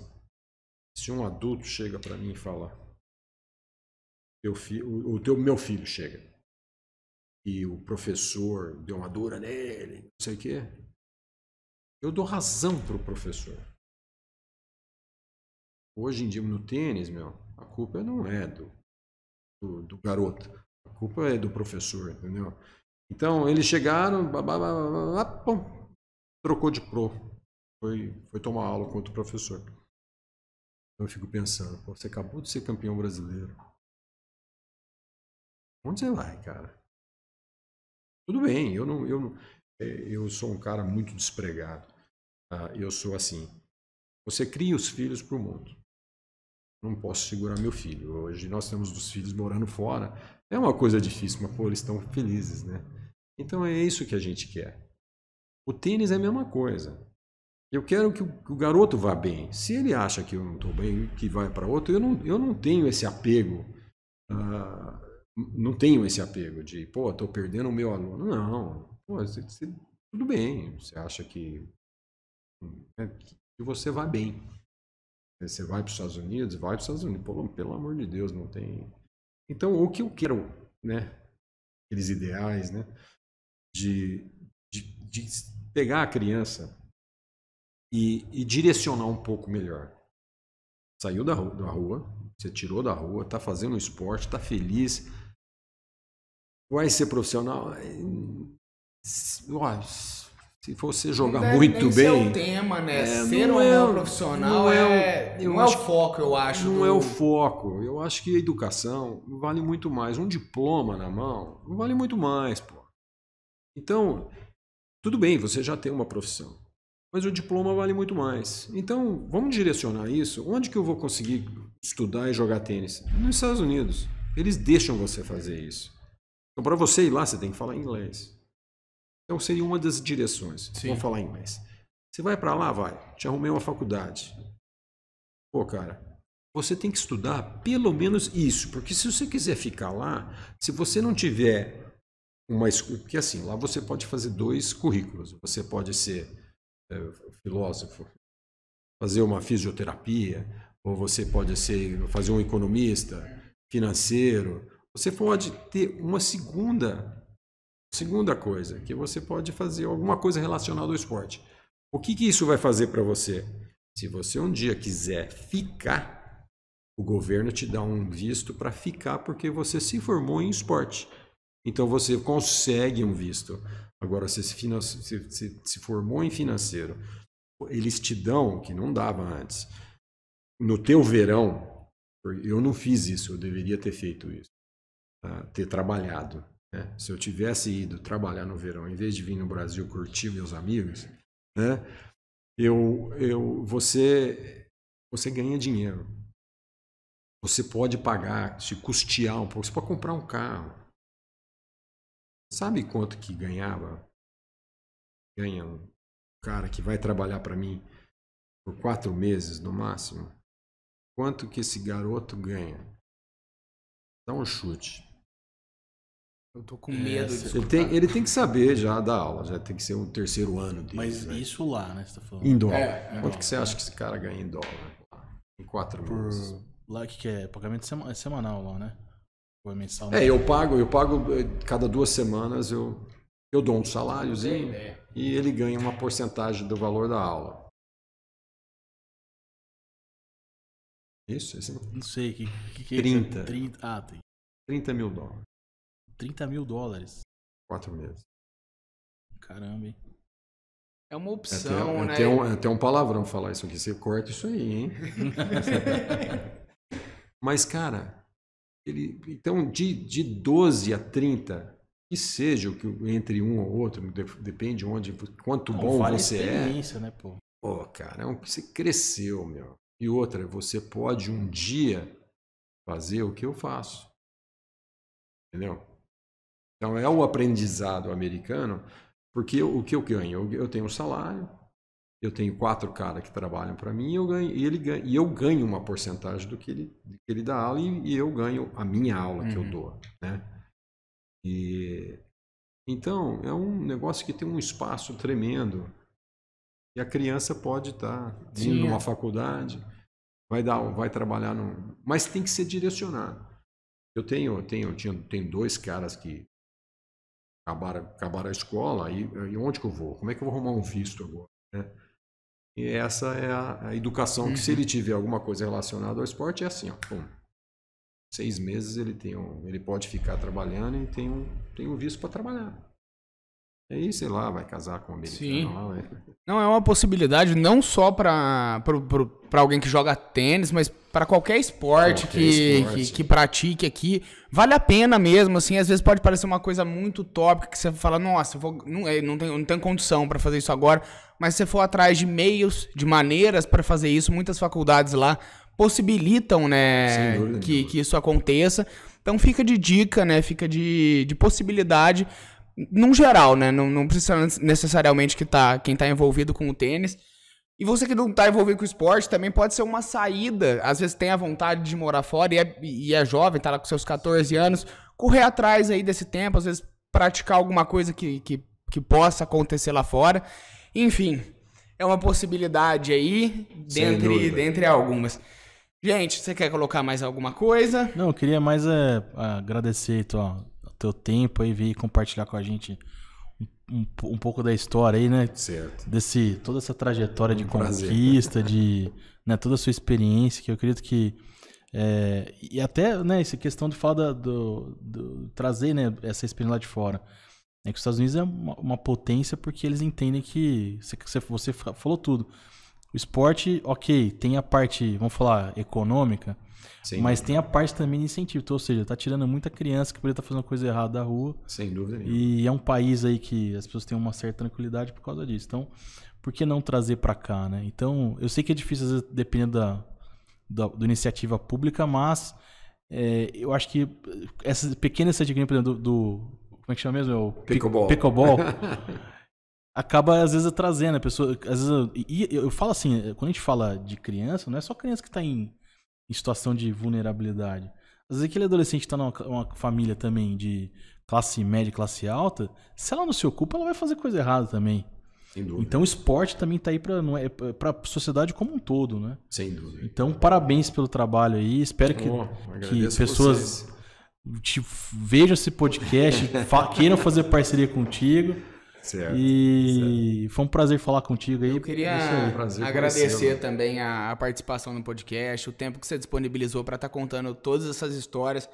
Uma caminhada longa, mas graças a Deus aí e ao trabalho que você fez de muita conquista, né? Hoje você é uma referência na sua área de uma maneira geral, não só como jogador, mas também como na parte de fora, professor, como técnico lá para os meninos desse clube. É referência para a cidade no que se trata de esporte de uma maneira geral.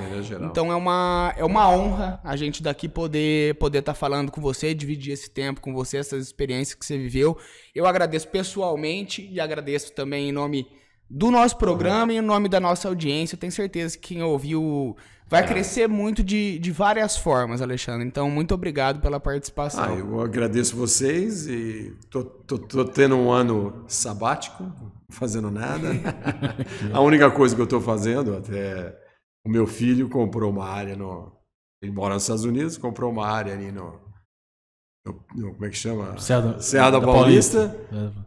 Comprou 3 alqueires e vai fazer uns chalés para fazer de Airbnb, porque a vista ali é maravilhosa. Não, o lugar ali Não, São João é São João. Então, tá aí. É o que eu tô fazendo. Tô correndo atrás para ele aí. Dando um tempo na minha vida. Um ano sabático, sem fazer nada. Não, legal. Muito bom. Isso. Eu agradeço a oportunidade e é um prazer enorme conhecê-los. E vocês estão de parabéns. Isso aí é uma grande ideia. Muito obrigado. Mostrar o valor de São João. Não que eu seja alguma coisa. Não, lógico que é. Pelo amor de Deus. E é muito. Gente, por essa semana deu. Falar só as coisinhas que a gente tem que falar para encerrar. O Give Talks é uma realização da produtora Jaguari, em parceria com a Hello Mark e a Octa Soluções. Siga a gente nas redes sociais para conferir um pouquinho mais do nosso trabalho. O nosso estúdio e a nossa produção de podcast estão disponíveis aí caso você tenha interesse de estar realizando seu próprio podcast. E a gente está aberto aí a patrocínios caso você tenha interesse em participar. Muito obrigado pela audiência dessa semana e até a semana que vem.